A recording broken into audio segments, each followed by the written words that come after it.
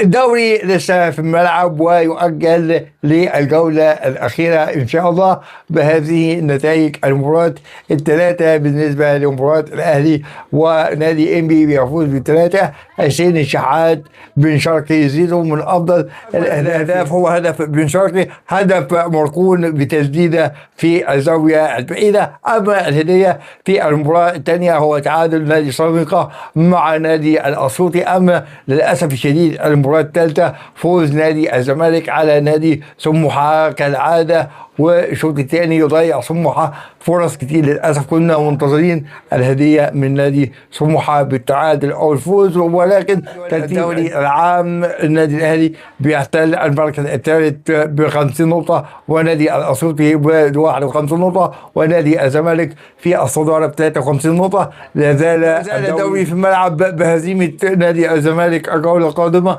وتعثر نادي الأسيوطي وفوز الحتمي للنادي الأهلي إن شاء الله بأمر الله. الدوري في الجزيرة بهزيمة نادي الزمالك.